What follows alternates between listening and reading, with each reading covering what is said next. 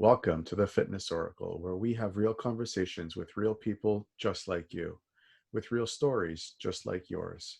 And this is one of those stories. I am your host, John Katsavos. My guest today is Tatiana Hoteren from Crazy Grief. She's originally from Brazil, but New Zealand has been her home for over the past 18 years. She started her professional life as a dancer, which turned into a 20-year career. She works she has worked as a missionary for the YWAM, where she met her husband Jason, and together they had the privilege of traveling the world and perform in several countries.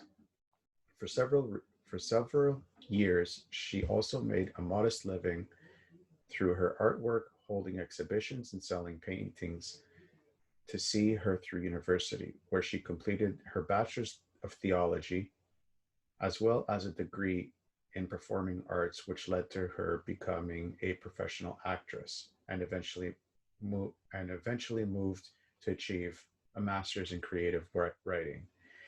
It was at the end of her master's degree that her husband Jason passed suddenly of a heart attack at the age of 50, leaving her and her two daughters behind, which led her to create her podcast, Crazy Grief.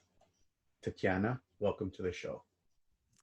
Thank you for having me, John. It's a pleasure to be here having a conversation with you today. Awesome. So how's the concussion going? Oh, the concussion. Yes, it's tricky. I never had a concussion before. And it's some moments I just feel like, what is happening to my brain? So if at any moment during this podcast I kind of stop and look a bit vague, it's one of those moments. So just guide me through it, okay? No problem. I completely understand. I've had 6 of them. I know how hard they can be. Yeah, and the headaches and the exhaustion, it's kind of hard to lead a normal life through this. But one of the things that actually it's a blessing, I was trying to bake a cake the other day, and my daughter was doing something for me, and she kept on asking me questions, and my brain just was like, it kind of tricked me, and I'm like, I can't do those two things. I can't bake a cake and answer a question. And it was a really weird moment, but that led me to an epiphany, which was perhaps this is the time for me to learn to do one thing at a time and to be really present with what I'm doing.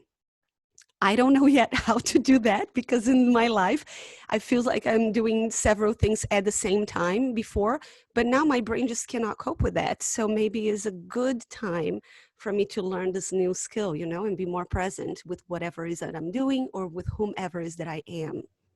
Yeah, that's planning actually helps a lot.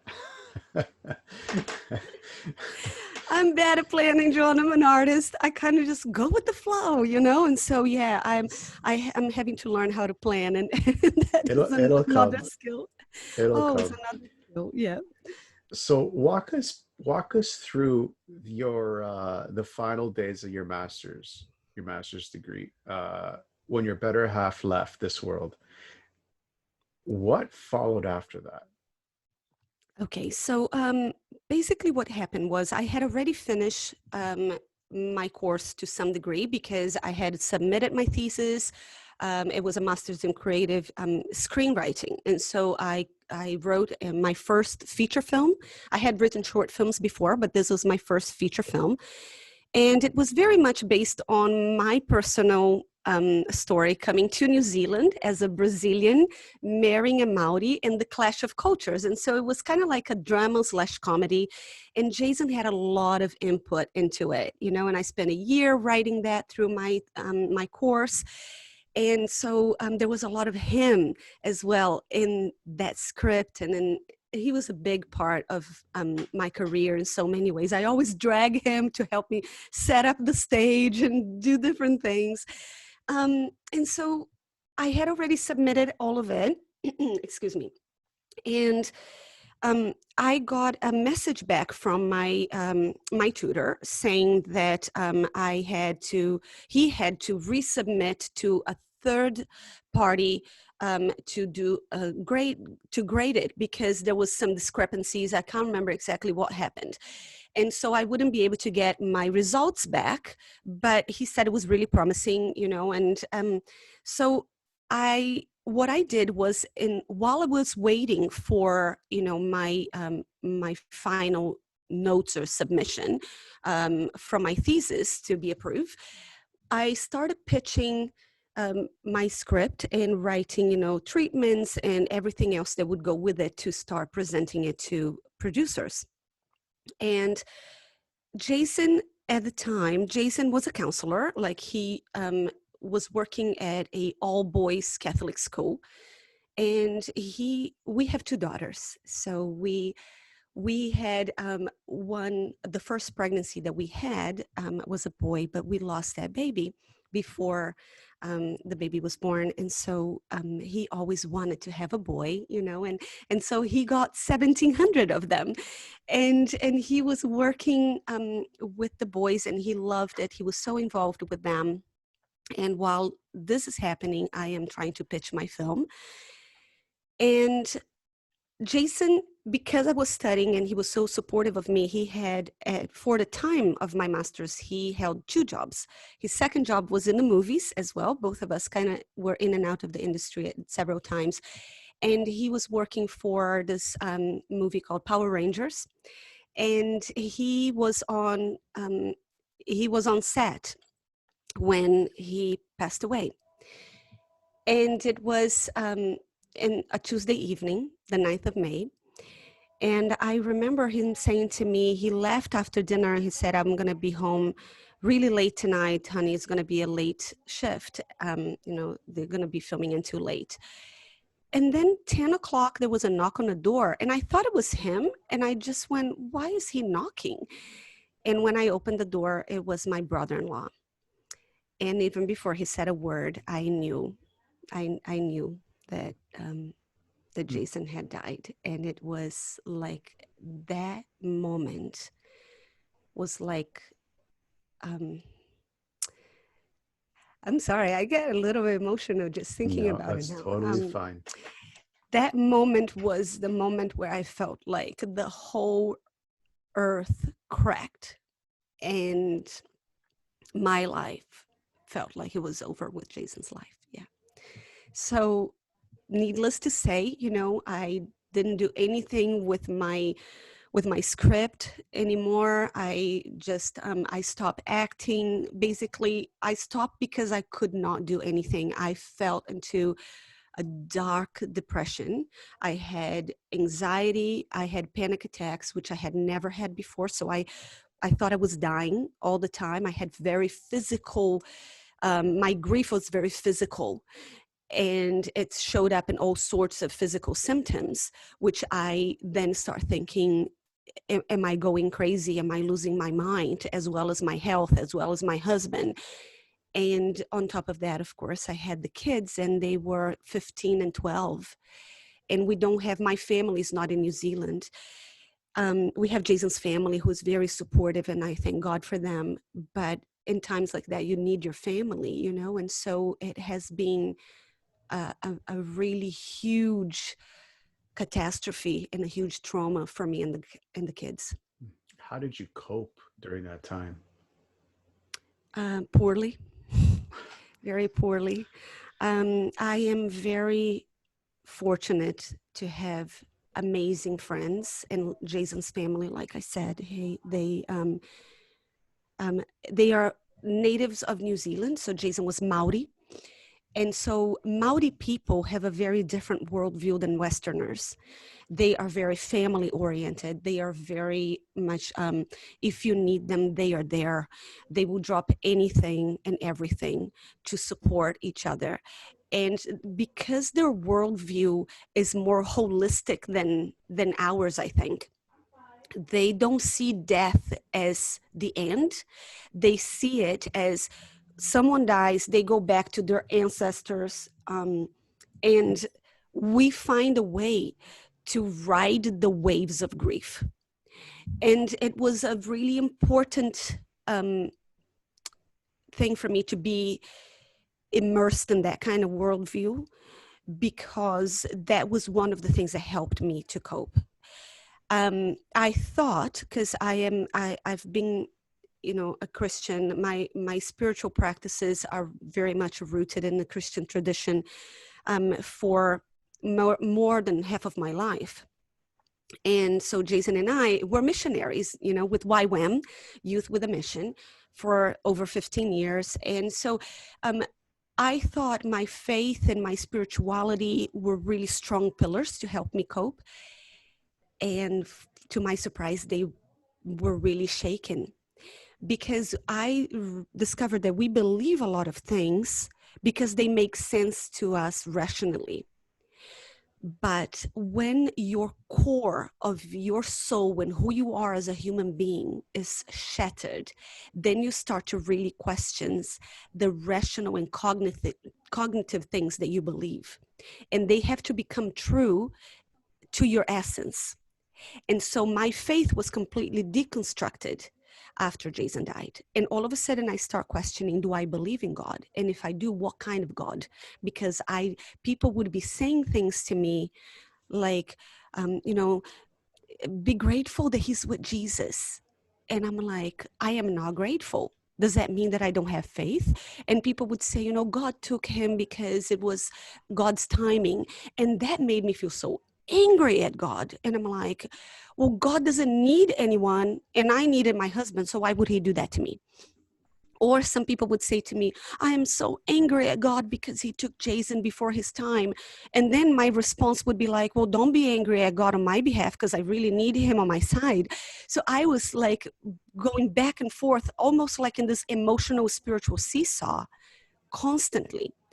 And I had to find ways to start developing a new relationship with God, not God as I was taught he was, but who God was for me in my experience at that time. And I think that, going back to your question, how did I cope? And I said poorly because it felt like I was not coping. I had to find a way to redefine my spirituality, because I knew that that would be a cornerstone for me to find some sort of comfort and healing. But I also knew that it wouldn't be the same as before. And I couldn't go to my friends that were Christians because most people didn't understand what I was going through. I didn't understand what I was going through. And then I had friends that were amazing and they were really supportive. And I have one particular friend that she says, I cannot help you because I do not know how, but I can withstand this with you. And I love that because it was like she was present with me. She was able to be with me in my times of distress, in my times when I was really like losing my shit. And she would just be there with me. And often she wouldn't say much, or she would just say, I know this sucks. I know this is really hard. And that was the validation that I needed. So I had to put lots of boundaries around me. And I had another friend that helped me with that as well. So little by little, I started to figure it out. It wasn't overnight, but I start figuring out, okay, I need to put boundaries. So that means I'm not going to answer the phone anymore. People can leave a voice message, and when I'm ready, I can respond. It means that I will start to say to people, your comment was really hurtful or was really unhelpful. Please don't say that. Because I think a lot of people that are grieving don't express that because they are scared that they are going to offend other people. I had to also ask certain friends who had been friends for a really long time to not come around anymore. And that was really hard because, you see, when you are grieving and you're in so much pain, people feel your pain and they love you and they want you to stop hurting. But there's also this part that people want you to stop hurting because it makes them uncomfortable. And so if they say a Bible verse, or if they say something, or if they do something and you just take it and you stop crying, they feel like, oh, okay, she's okay now. So I've done my job. And it's not like that at all. So I had to find ways and discover also that because I was grieving through my body, and I think I have this awareness because of over 20 years being a dancer. I was really connected to my body, and I used to do yoga before. I had to go back into some practices that were more gentle to release that energy of grief that was trapped in my body and making me hurt. I felt like I was becoming a hypochondriac because everything hurt. And I developed autoimmune diseases and chronic pain and chronic fatigue. And so I thought, I need to look after my body and allow my body to also grieve. How do I do that in a healthy way? So I went into a path of discovering what worked and what didn't. It was trial and error, and I'm still figuring things out. So what was that specific tipping point where you said enough Um, is enough? I need to move forward. I need to heal. there was not a specific tipping point. There were many little insight moments. And I think the collection of those moments, when I start listening to those moments, when I start paying attention of, okay, I need to find a way not to be crying all the time because this really upsets the kids. But I needed to cry. So I would cry either with my head stuck in a pillow or in the bathroom. And to or I would go for a walk, take my dog for a walk, and then cry my eyes out, and people would be passing by me. I'm like, what's wrong with her? Um, but I think what happened to me was lots of little collections of moments. Some of them were tiny little things that I just kind of, oh, I'm paying attention to this, and I need to say to this person, please don't say that. And I would then act on my instinct at that moment. I didn't want to let those moments go to waste. Another time was like if I needed to say no to some really well-meaning friend that wanted to take me out for dinner, and I'm like, I can't do this. But I didn't say no because I felt bad, and I ended up going to dinner. And when I was there, I was like, no, I cannot be here. And I would say, look, I'm really sorry, but I have to go. And I had to choose myself over choosing pleasing people, because, and it's a hard thing when people come with lots of loving suggestions and offers, but choosing myself was a big part of that, and it wasn't small things. And as I was doing that on a constant basis, then I start having some big moments of insight. And some of those big moments of insights were just like, oh, whoa, that really changed the trajectory of my life. Cool. You've mentioned before that there's no moving from grief. Can you elaborate on that a little bit? Um, Sorry, I misread that moving question. on. Moving on from grief. I Yeah, apologize for that. that's okay. Um, so one of my, oh, this was really hard. People would say to me, you know, Jason would want you to move on.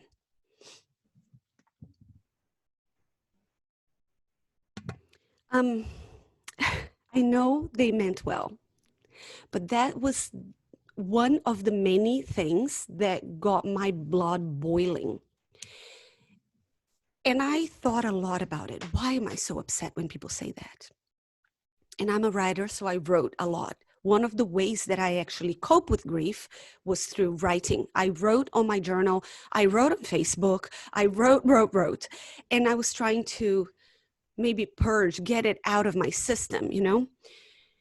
And one day I'm just writing about this moving on thing.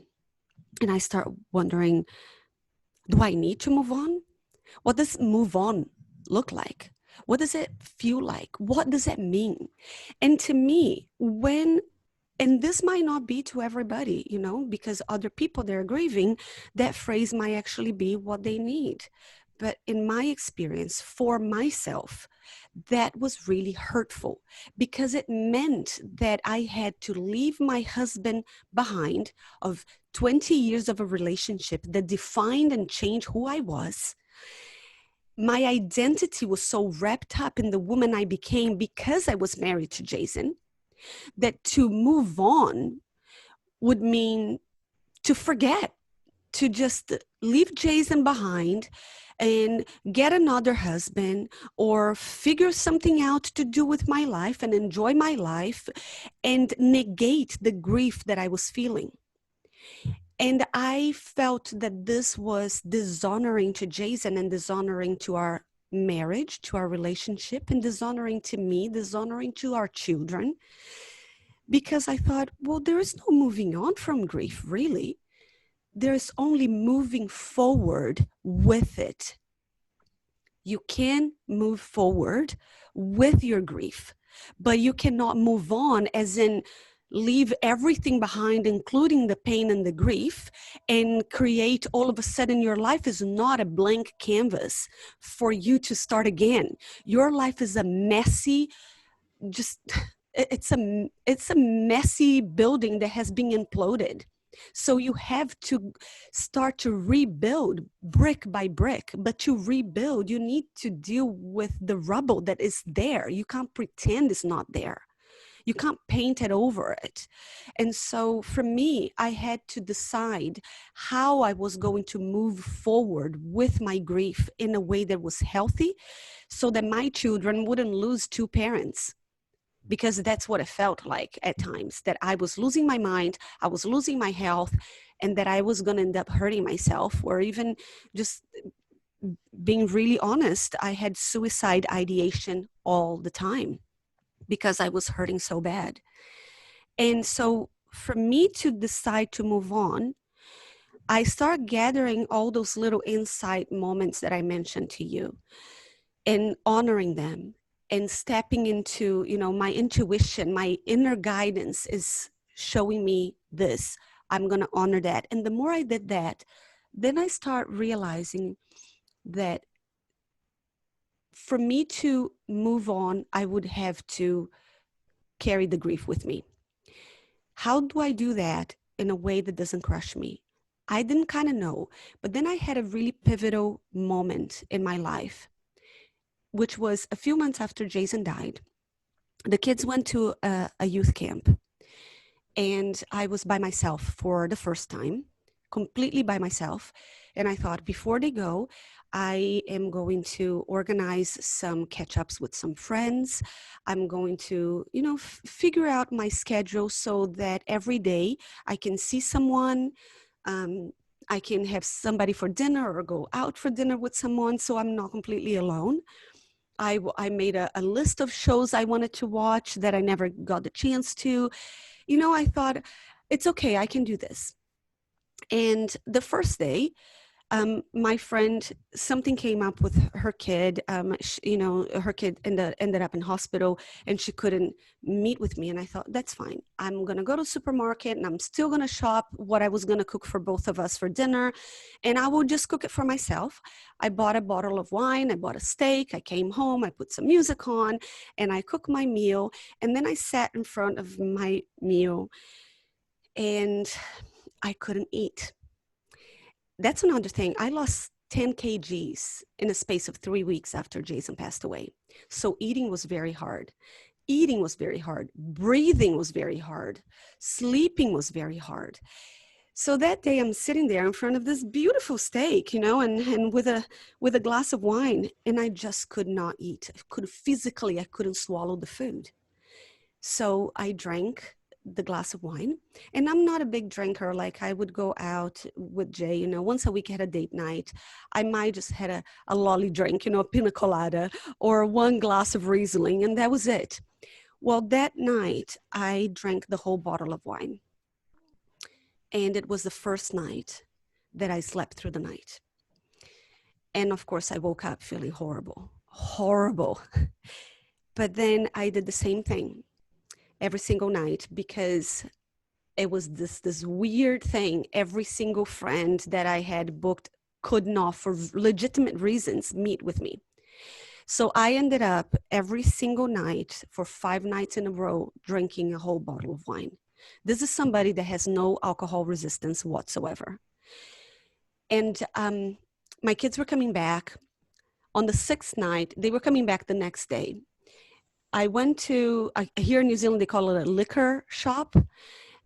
So I went to, the liquor shop, and I drove there, and I parked right in front. There was a parking right in front just for me. What are the odds, right? And I put my hand on the key to turn up the ignition, and there was this voice from inside of me going, "What are you doing?" And I paused, and I thought, I don't know what I'm doing. And the voice again, "What are you doing?" And in that moment, I knew I was trying to numb the pain because it was too much. And I don't know how long I was there, you know, with my hand on that ignition, but I just remember feeling like, okay, I can understand now why people become alcoholics, workaholics, sex addicts. I can understand now. The addiction is really a way to escape the pain. At least it was for me, because it hurts too much. And so in that moment, I decided that I was going to hurt, because being with a man that loved me, that cherished me, that I still love, because, Jason died, but I didn't stop loving him the day he died. And I thought, I cannot dishonor this relationship that has forged me into the woman that I am today. And although I don't want to hurt, I think that if I don't face the pain and if I don't embrace the grief, it will crush me and it will destroy me. So I drove away, and I did not drink again for for a couple of years. I had a glass of wine of probably 2 years later, and so I think that was really a pivotal moment for me, because it was that day that I decided that by embracing my grief and facing the pain, I had to find healthy ways to move forward with it. It's interesting that you brought up this thing. Now, I find this aspect of grieving and loss and holding on to so fascinating between us crazy monkeys. And I call every single human being out there a crazy monkey, because that's what we are. We're just a bunch of crazy monkeys running around trying to destroy ourselves. So, and I have spoken to a lot of people recently about this, not grieving, but the afterlife. Mm. Everybody that I talk to, and I've spoken to a lady who actually died and came back, Wow.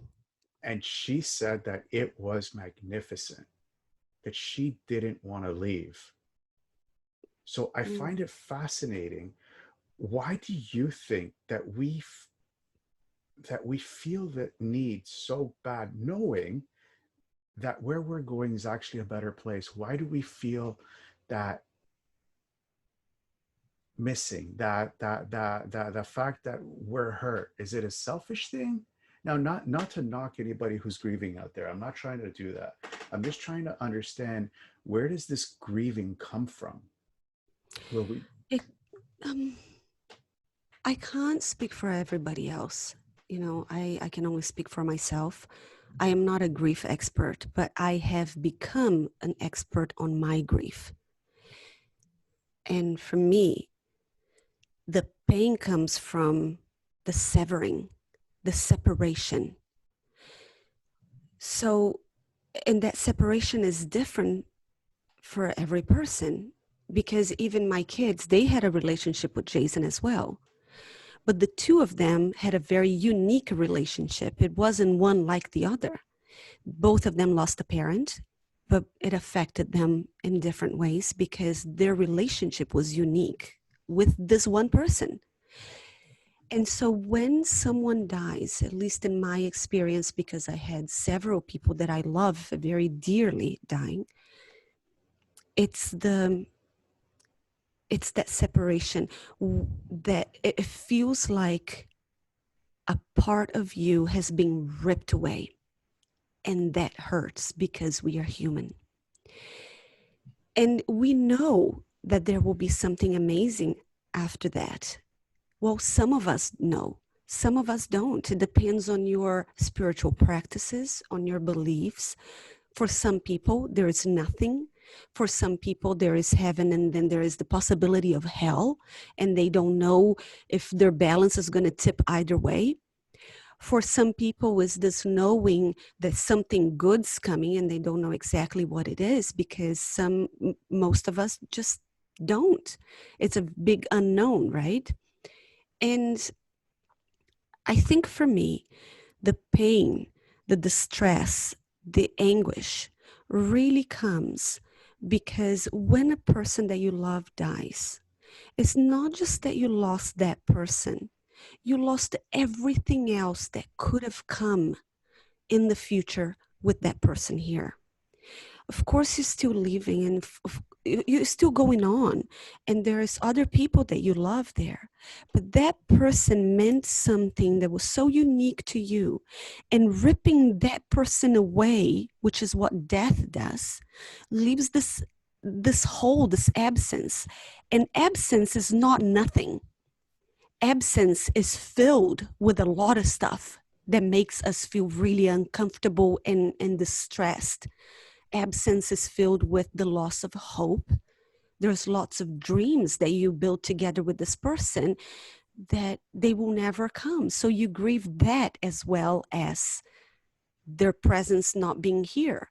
I grieve that my husband are not going to walk my daughters down the aisle, and I don't even know if they will marry or not. But I grieve that possibility, that future that doesn't exist. I grieve that, every night when I come home from work, I cook dinner and I set 3 plates on the table. And for 20 years, I set 4 plates. Well, no, when the kids were not here, it wasn't that. It was me and him. Everything was me and him.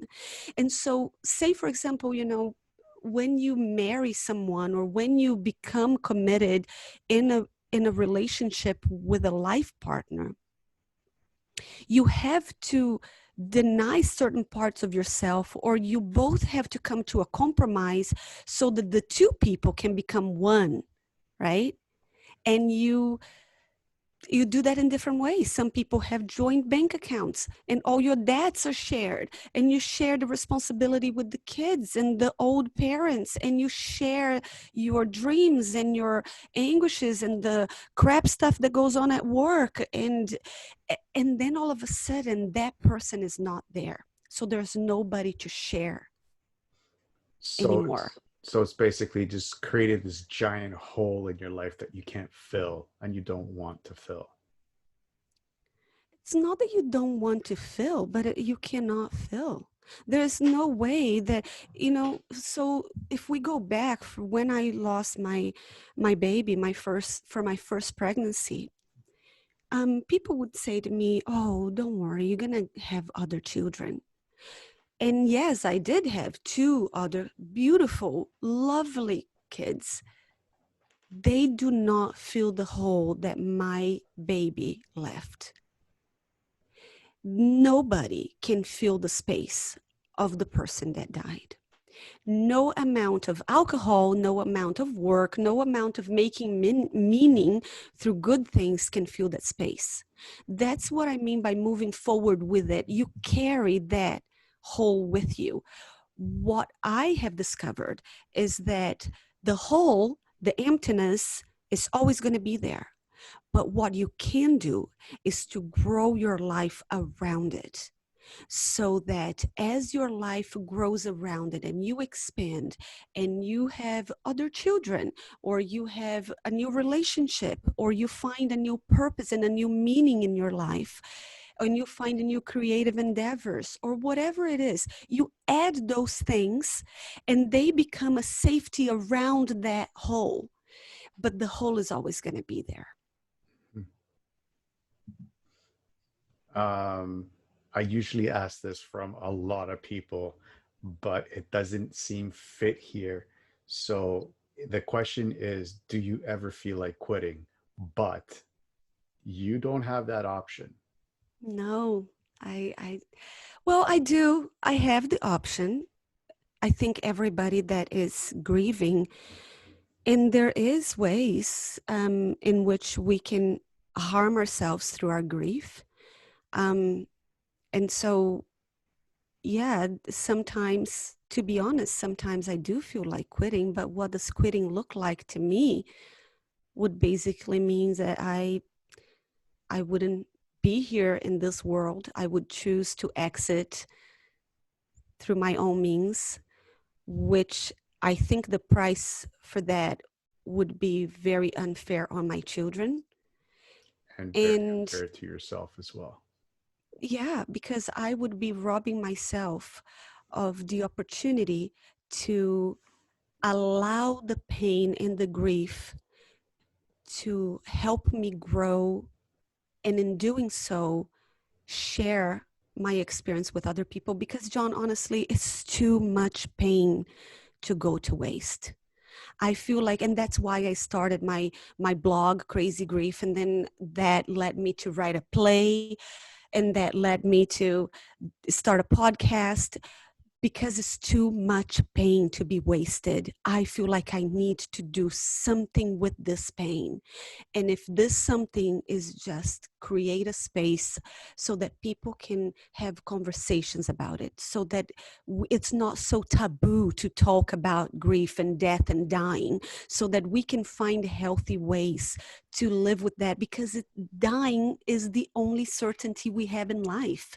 We have to get better at talking about death if we wanted to create meaningful lives, because everyone is going to lose someone, or someone you love is going to lose you. And we have to find a way to be better at facing this reality in a way that it is a reality that we try to avoid. And like you said, crazy monkeyness, because there is no escape from it. And so um yeah, that question, I it's kind of weird for me. I can't really answer that, because I think for me right now, it's like my option that I'm choosing, I can't quit, because quitting for me is not just quitting a job. It's not quitting a podcast. It's quitting on grieving. I don't see a way to do that. Yeah, I didn't see it. But the question was actually, how do you do it on day to day, knowing that there's no, well, there's an out, but we're not even going to be talking about that out, knowing that there's not an out. How do you do it day to day? Um, some days are better than others. Jason died 3.5 years ago. And, for some people, 3.5 years seems like a lifetime. For me, definitely, sometimes it feels like 30 years. Some days it feels like it's been 3 days. So I try to keep some well-being practices in place, and I try to maintain them on a regular basis. But I also have discovered that I need to allow myself to not be so militant in those, because those are supposed to work for me. I'm not supposed to be working for my well-being practices. And what I mean by that is some days um, I will wake up early and I will do my breathing exercises and my meditation and my yoga and write on my journal and walk my dog, and then start my work. And then there are some days when I just woke up in the middle of the night crying, and I cried for a couple of hours, and then I couldn't wake up early enough to do all those things. So I might just choose to do a meditation, or I might just choose to walk my dog, or I might just choose to brew myself a cup of coffee and sit in the sun. And whatever it is, I'm not bound to my well-being practices. They are there. I know what they are because I have discovered what works for me and what doesn't through trial and error, which took time. But now I know what works for me. even though I don't have, and some people can say, I don't have the discipline to do that. I think for me, it's not anymore about having the discipline. I think for me, it's more about um, just being in tune with what is the energy that I'm feeling this day and what is it that I need in that moment. Some days I might need to call a friend. Some days I just might need to cry myself to sleep. And so I think that finding the ways to cope are really important, but it's really important to develop radical acceptance. Radical acceptance. And by that, I mean, every day I have to wake up in that bed and go, Jason is not here. I accept that. And I accept that my life is not the same without him. And I accept that sometimes I resent that. And so I have to talk to myself. And many days I have to actually, I put my hand on my chest and going, it's okay. I'm here. I belong to me and I'm going to be fine. And I don't know how I'm going to face this day. But there were many days when I did not know how I was facing that day. And I did it. I'm still here. I talk to myself out loud. My kids laugh. They go, you're so weird. Oh my gosh, it's so embarrassing. But I had to find ways. And this works for me. I might be in a supermarket in front of all the eggs, and my husband loved eggs. And we always had, it was a silly thing. We always had this discussion all the time about the eggs. I wanted to buy the organic ones that cost a lot. He wanted to buy the big trays that were not organic, that cost less, but had more. And buying eggs for a long time was a really hard thing for me. I would stare at the eggs on the shelf at the supermarket and had to put my hand on my chest and go, it's okay. It's okay. It's okay. You can do this. Just pick any egg. Doesn't matter. And so I had to give myself affirmations. So in order to cope, and coping is different to every person, you need to discover what you need. And one thing that I think is really important to mention is that a lot of people that are around someone who's grieving, they have ideas about how that person should grieve. Everyone has ideas about how grief should be grieved. You cannot listen to them. You cannot listen to them. You have to discover how to listen to yourself, to your inner wisdom. It's there, but you gotta pay attention to it. You have to choose to honor it, and it will show you, it will guide you each day, and each day might be different. I go through, say, seasons when I'm journaling every single day, and then I go through seasons when I'm not, and giving myself that allowance. What is it that I need today? Tuning in to my inner knowing, to my inner wisdom, and then acting on it. That's how I cope. Cool. So I'm going to throw a term at you right now, a saying that I heard, and I want your thoughts on it. We are spiritual beings having a human experience. What does that mean to you? Yes and amen. That's what it means to me. I believe that 100%. We are not just human beings trying to fit into a system, into some kind of weird life where we have to work hard to prove ourselves, to accumulate things so that we will be happy. We're not that. We are not just our bodies. We are not just the things that we do and the things that we accomplish. We are that and more.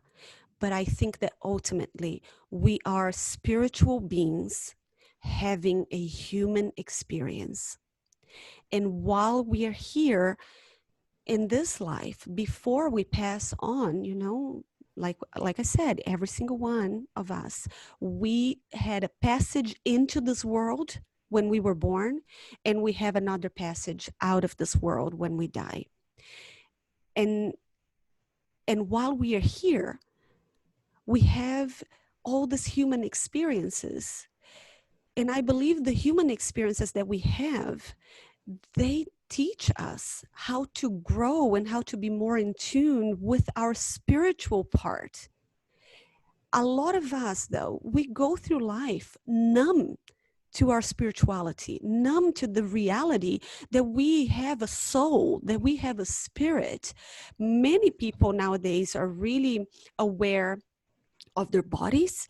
Really, people are becoming more and more aware of their mind. So there's neuroscience, there's epigenetics, there's, meditation mindfulness is a big thing right now. And people are becoming more and more awakened to that reality. But we really have to nurture our spirit, because from it, our human experience is shaped. And also our human experience shapes our spirit, I believe. Because if, for example, if I did not listen to my spirit, which I believe was my spirit asking me that question in front of the liquor shop that time, what are you doing? Drinking yourself every night to go to bed. What are you doing? If I didn't listen to my spirits calling me out, challenging me on my human behavior, my human experience then would have led me to try to shut down my spiritual awareness. And I see this in people that I know. They do not want to hurt. They do not want the pain. They do not want to face the hard things, because let's be honest, for you to go deeper and discover what is your spirit trying to tell you, it's hard. You need to be present. You need to choose. You need to be intentional. And this world is constantly calling our attention and giving us things for us to be busy, wasting our time and our energy. So you need to be intentional. But that intentionality can help you to grow and have a human experience that is flourishing. But if you just decide to listen to your human experience and completely shut down or ignore your spirit will languish. And I think that when our spirit is languishing, we become miserable human beings. We really do. But if your spirit is strong, and if your spirit is full of light, and if you're constantly working towards awareness and gratitude, that energy of your spirit will fuel your human body, your mind, so that other areas of your life can flourish as well. Cool. Um, with the increase in people suffering from depression because of this lockdown that we've been through, what's the one thing that you could tell them to keep their hopes up? The one thing. I think that, I'm going back to my my cake story that I mentioned at the beginning of this conversation. Do one cake at a time. Be present with what you're doing in that moment. I think it's really easy for us to allow our minds to go elsewhere, and our minds just to decide, I need something to be happy. And then we miss being present in the moment where we are at. And we miss the opportunities to go deeper with us, with ourselves, and with the people that we love. I hear so many people complaining about being locked in with their families and their families driving them crazy. And I go, in every challenge, there is an opportunity. In every single challenge, there is an opportunity if you are open to it. And, maybe the opportunity might be to rediscover who your family members are. Who are you? And pay attention at the things that frustrate you. because those little trials that we have every single day, especially during lockdown, because let's be honest, it's hard for people to work from home when they have little kids. It is hard to be, in Zoom meeting after Zoom meeting when the dog is barking and you just feel like your energy is down the drain and the kids are fighting. It's hard. But there's only so much Netflix that you can binge on, and there's only so much, just numbing that you can do without that starting to really affect your mental health. Mhm. So I think that whatever you need to do, the calling is already inside of you. You just need to give yourself some time to pay attention, but do one thing at a time. Train yourself to be present with what you're doing. If you are playing a game with the kids, pay attention. Is your mind just kind of going, oh my God, I can't stand this. I just wish I was at the beach. I wish I was back at work and da da da da da.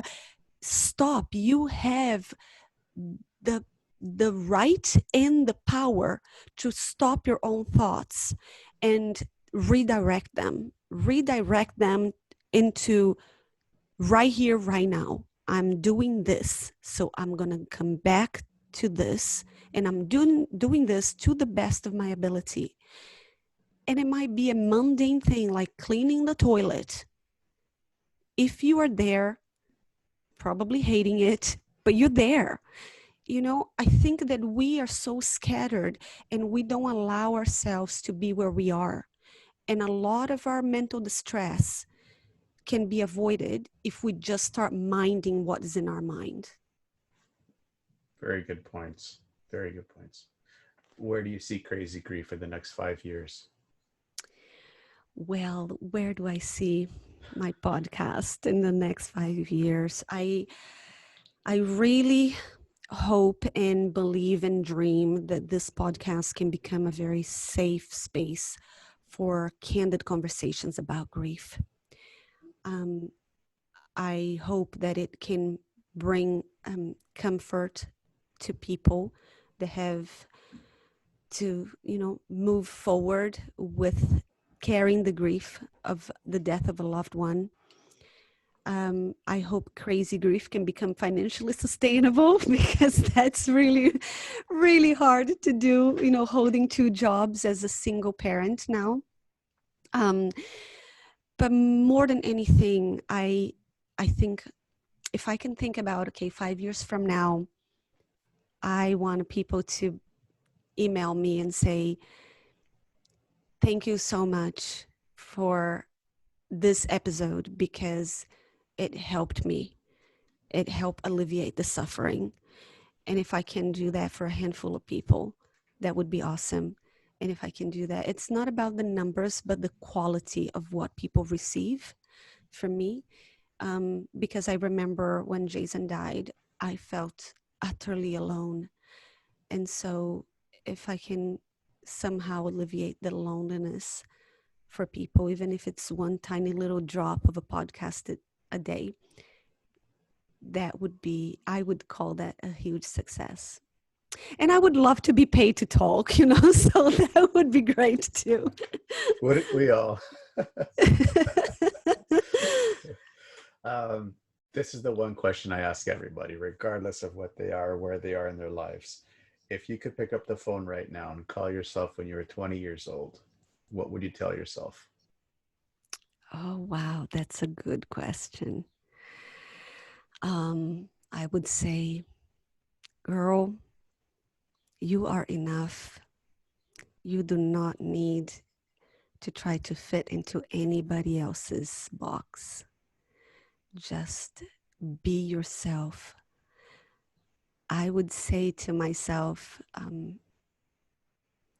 whatever it is that you do it with your whole heart, but do it because it's the calling of your spirit, not because you feel like you have to fit in or to please anybody else. Because everything that you seek is already seeking you. Don't worry about what life is going to bring and if you can cope, because you can cope. not only that, you are going to thrive. And it's going to be beautiful to watch. And there will be moments when your heart's going to be broken. And it's going to hurt. It's going to hurt a lot. But you're going to get up. And everything that broke you is going to be the cracks from where the light that's inside of you will shine through. Wow. Wow. Yeah, that's a powerful, powerful message. And that goes to just not just your whole 20-year-old self. That goes to everybody that's listening to this. I hope We're so. we're a lot stronger than most people are, or a few people are trying to make us out to be. So I think that message is going to resonate with a lot of people. Thank you for that. You're welcome. Thank you for asking the question. I didn't think it was going to really, I had to swallow the tears. That's okay. That's okay. Tears are good. Tears are good. Yes, Uh, they are. so where can people find more about you? Well, people can find me on my blog, www.crazygrief.com. They can also subscribe to my podcast, Crazy Grief, on iTunes, Spotify, Google Cast, and Anchor. I'm all over all those podcast places. So yeah, that would be amazing.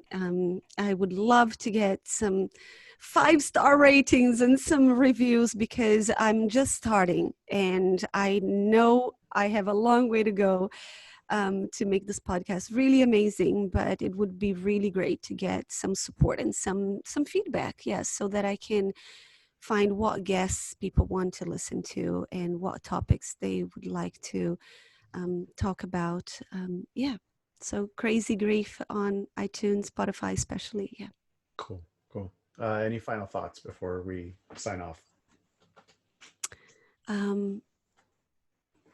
Don't be scared of grieving, even though it hurts, because grief also brings lots of treasures with it.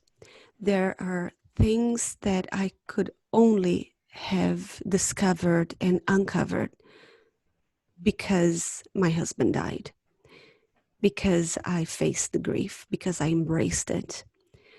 And would I change it all to have him one more day? You bet I would. I so would. I would change all the wisdom, anything that I have, all the growth, I would change it all to have another day with my husband. But it's not a choice I can make. It's not a choice anyone can make. When you lose someone that you love, you can't make that choice. The choice that you can make is this: live the best life that you can live today, because you're still here and they did not have the chance to live another day. So make your days count. Very, very powerful. Tatiana, thank you for coming on the show. You have no idea how grateful I am that you came on this show. Your message and your story is probably one of the most powerful things that I've ever heard. And what you've been through and how strong you've become is just absolutely amazing. Just like knowing you for the past, what, eight, almost 7 weeks now, it's just like I just keep learning more and more and more about you. And every time I keep learning more about you, it's just one more power after another, after another, after another. So thank you so much for everything that you do. Oh, it doesn't sound like you're talking about me. I like to meet that woman. um, You don't see it, but there are people out there that do see it. Thank you, John. I really appreciate it. I feel so honored that you asked me to come into to your podcast, to have this conversation with you, to give me a place that I can talk a little bit about all the stuff that goes on in my personal life. And I do hope that people can find value in it. And one last thing that I just want to say too is that if there's some of your listeners that need to talk about what's going on with them in terms of grief. Look, I'm not a grief counselor in any way. I'm not a professional, but I know that sometimes for me, it was really hard to talk to my friends and family because they had not experienced the loss of a husband like I did, or the loss of a baby. And so I think sometimes it's really hard to talk to the people that are the closest to us. So, if people wanted to reach out, by all means, go to my blog or my podcast, and yeah, just send me a message, email me. I would be happy um, to get in touch with you. And I do, because my husband was a counselor, I know amazing counselors who are really good at what they do and really compassionate, kind people that I can put people in touch with as well. Yep. And for everybody listening out there, I am going to be posting all of the Tatiana's links in the show notes. So you can just click on that and you can either go visit her website or send her a message. All that will be available to you guys out there. So hard times are just a test of where you are and what you need to know when you get out of whatever you're going through. You will become stronger than ever before, and you don't need to go through it alone. Always know that you are not alone. Stay tuned for more real uh, Stay tuned for more real people with amazing stories that are just like yours. Until then, to everyone out there listening, I wish you a good morning, good afternoon, or good night, wherever you may be in this crazy world.